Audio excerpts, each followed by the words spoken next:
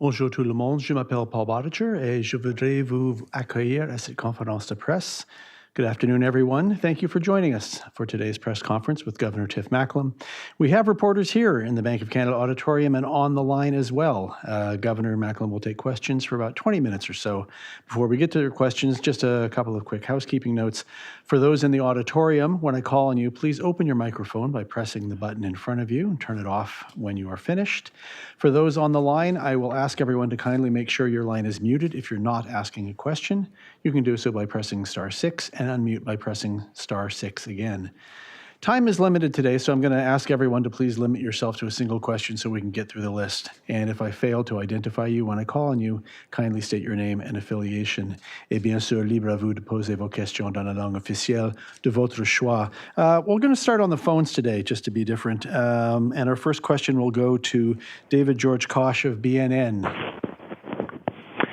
Thank you very much, Paul. Governor Macklem, yesterday we had a prominent Bay Street economist, David Rosenberg, on our program to discuss the Bank of Canada's move to raise rates. And he said something very interesting, and I wanted to see if you could comment on that. He said, Mr. Rosenberg said, if the Bank of Canada is serious about tamping down inflation through higher interest rates, it will, quote, kill the Canadian economy, quote, at the same time. How do you avoid that kind of worst-case scenario? Well, first of all, let me underline, we put out our forecast in January, and what you see in that forecast is you see very solid growth for the economy this year and next year, with inflation coming back to target. So back in January, we said that Canadians should expect a rising path for interest rates. So we do think we think that the economy can handle higher interest rates. In fact, we think the economy needs higher interest rates to moderate spending and bring inflation back to the target. Do I have an opportunity for a follow-up? I'm sorry, David. I'm going to try to get through everybody, and if we have time at the end, we'll go back for second rounds. Our next question, thanks. Our next question will be from Greg Quinn of Market News. Greg? Hello. I'd like to ask a bit about any potential involvement the Bank of Canada has in the sanctions against Russia's central bank. Is the Bank of Canada involved? Are financial sanctions easier to evade in the world of cryptocurrencies? And I know central bankers often know each other personally. What do you think the central bank chief in Russia is going through right now? So with respect to the Bank of Canada and sanctions, the Bank of Canada really doesn't have business with the central bank of Russia or Russian banks. We do have an operational account, or the Central Bank of Russia has an operational account with us, and we informed them last week that we would not be providing service on that account. With respect to the broader issue of sanctions, G7 and other countries have come together very effectively to impose a series of economic and financial sanctions on Russia, and those do look like they're having a profound effect. These measures are decisions of the government. We have provided some technical advice on these things. Obviously, we have a lot of knowledge of markets, but these are decisions of the Government of Canada together with other governments. All right, let's go to the room now, and we'll start here with Paul Vieira from Wall Street Journal. Paul. And Paul, could I just ask you to turn the mic on, please? Thanks. Governor, it appears from the statement in today's speech that you are intent on bringing down inflation and bringing in higher interest rates. What would have to happen? How bad would the economic fallout from the conflict in Ukraine, how bad would that have to get for you to stop, put a pause on this, given your concerns about higher inflation? these hypothetical questions are always a little bit hard to answer. Look, what I would say is, first of all, the Canadian economy is strong. You saw fourth quarter growth earlier this week, 6.7%. The flash estimate for the first quarter and a range of other indicators suggest that the first quarter is going to be stronger than we expected in our January monetary policy report. And the restrictions, Omicron is fading, the public health restrictions are easing. We do see solid momentum in the economy. Our direct trade ties with Russia and the Ukraine are both very limited. Look, there's no question this is a major new source of uncertainty. It's having immediate effects on commodity prices. We're seeing financial market volatility. I think you can expect some effects on confidence. I think you can expect some new supply chain shipping disruptions. Those will weigh on growth. We will need to factor those in as we take decisions. And we'll really be looking at how those are impacting the Canadian economy, and we will be importantly looking at our outlook for our inflation forecast and our views on how inflation is coming back to target and what is needed to make sure that happens as we take those decisions. Thank you. We'll go to Mark Rendell of the Globe and Mail next, please. Mark. Thanks, Governor. Great to be here in person. On Ukraine and the potential impacts of that, we've seen commodity prices going higher, energy's going up, grain prices, all of that. That's going to put, as you say, upward pressure on inflation, but it also has the potential to benefit Canadian energy producers, agricultural producers, all of that.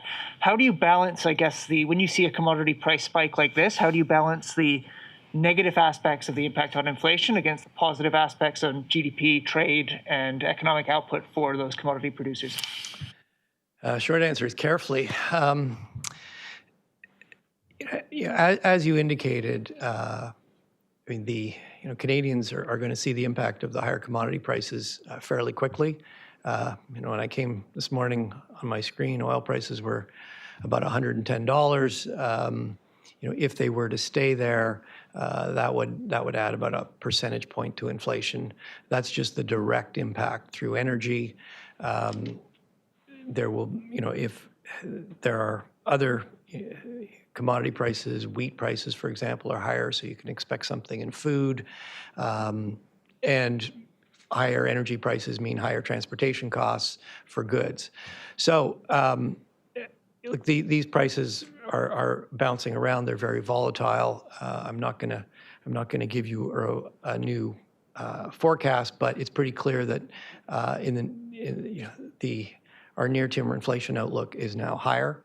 And Canadians are going to feel that in their pocketbook. They're going to feel that very quickly when they go to fill up their cars, when they go to the grocery store. So it is going to have an impact on the purchasing power of Canadians. As you indicated, the other side of it is that we are big exporters of many of these goods. Oil, obviously, wheat, potash, nickel. The global prices of these are now higher. That is a positive terms of trade shock for Canada, as economists call it. Basically what it means is for every unit we export, we're getting more income now. These things are worth more in global markets. That will bring more income into the Canadian economy. Again, we'll have to see where these prices go from here. And what the implications are. I mean, we're just now into the second week of this unprovoked invasion.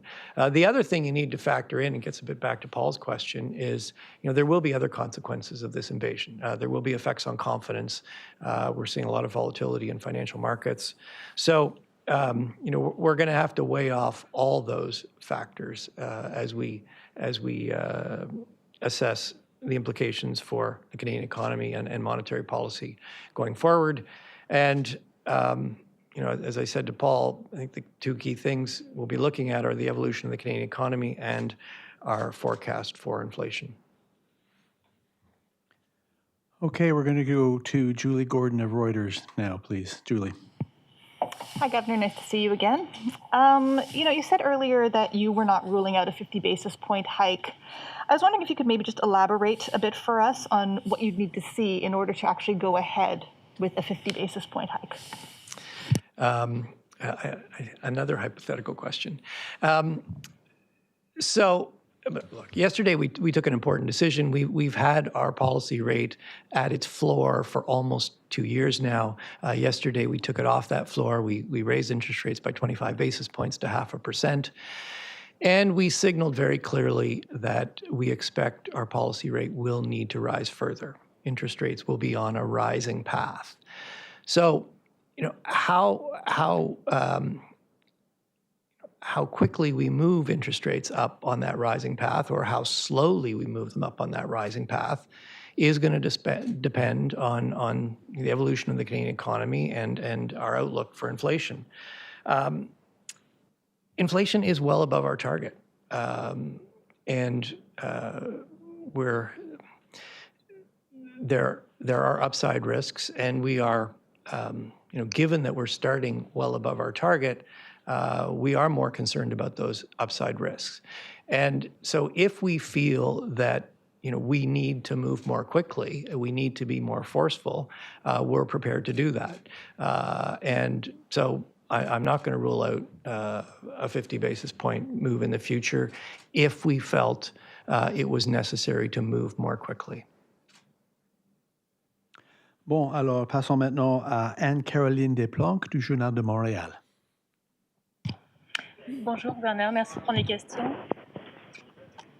Monsieur le gouverneur, quels sont les risques que la Banque du Canada soit victime d'une cyberattaque dans le contexte de la guerre en Europe et quel serait l'impact pour les Canadiens? C'est la question d'une attaque cyber? Oui, merci. Oui, tout le monde doit être très prudent. Il y a toujours ces risques. Il y a toujours des risques d'une attaque cyber. Et oui, maintenant, le risque est plus élevé. Et surtout pour le système financier, c'est très important que tout le monde regarde de près ces risques et est prêt. Nous avons une compréhension stratégie de gérer des risques cyber à la Banque du Canada. C'est toujours important de toujours améliorer votre stratégie parce que les possibilités d'attaque les attaques ont devenu plus sophistiquées, plus complexes, et donc c'est important qu'on améliore toujours notre stratégie, mais j'ai de confiance dans notre stratégie, mais oui, on devrait être prêt pour toutes sortes de possibilités. Et aussi, sujet du système financier, les institutions financières au Canada ont des stratégies cyber très sophistiquées. Ils ont fait beaucoup d'investissements. On travaille avec eux et je sais qu'ils sont conscients qu'il y a un risque additionnel maintenant et ils suivent de près ce risque. Thank you. We're going to turn now to Eric Hertzberg from Bloomberg, please. Good afternoon, Governor. I'd like to ask you about your guidance on quantitative tightening. When you say that you'll stop purchasing bonds, will that happen all at once at the beginning or in a more tapered fashion? And how will that impact your primary bond purchases as well? Okay, well, before I get to these sort of very specific issues, let me just say a few things. Previously, what we had said is that we would remain in the reinvestment phase until we increased our policy rate. Yesterday, we increased our policy rate. And in our deliberations, we reconfirmed that having raised our policy rate, QT is a logical next step. And so today I did outline how how we intend to implement QT and what do we think it would do. And this really follows our very deliberate strategy as we, before we make a change, we outline how we intend to do it and what we think the impacts will be. Monetary policy works better when people understand it, and it's really important that we get out ahead and outline how it will work. So in terms of the specific questions you asked, the intention, I think the base intention would be to move to move to roll off. So what that would mean is that we would stop buying Government of Canada bonds. We would stop replacing the bonds that are maturing, which is what we're doing now, and so that our balance sheet, our holdings of Government of Canada bonds would shrink.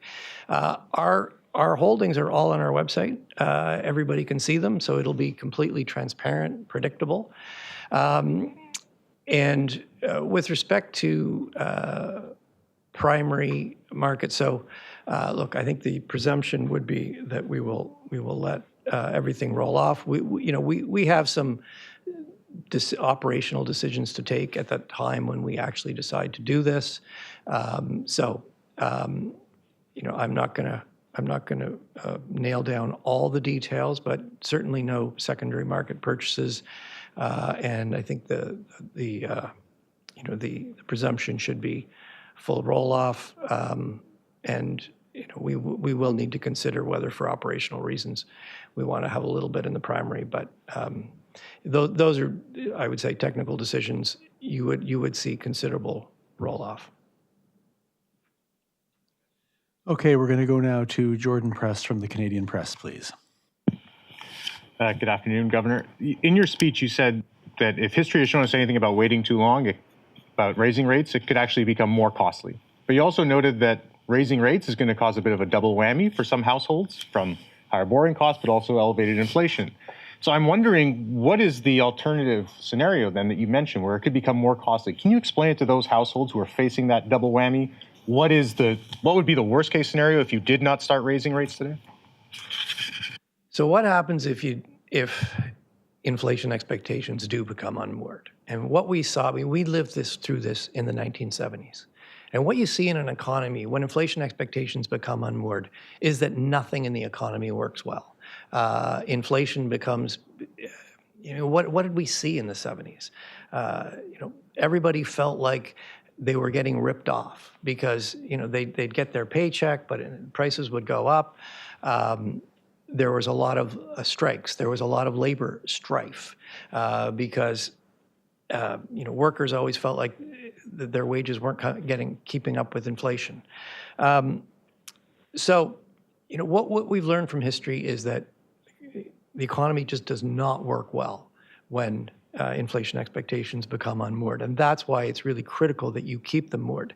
In the current context, we have these big supply disruptions that are boosting inflation. And as the pandemic eases, those supply disruptions should gradually work their way out. Provided we keep inflation expectations well anchored, as those things work out, inflation should come down. But if we let inflation expectations become unmoored, then when those supply constraints ease, inflation won't come back down, and it'll be much more costly to get it back down. So that really, I think, outlines why that is critical part of our thinking going forward. And we have time for one last question. We'll go back to the phones for David Parkinson of the Globe and Mail. Thank you. You know what, Governor, you already answered my question. Thanks very much for anticipating Beautiful. what I was going to ask. So you're off the hook. That's forward-looking central banking right there. That's what that is. Okay, in that case, we'll call it to a close. Thanks very much, Governor Macklem, and thanks to the reporters both here in the room and those who dialed in. Thanks to all of you for watching and listening. À la prochaine.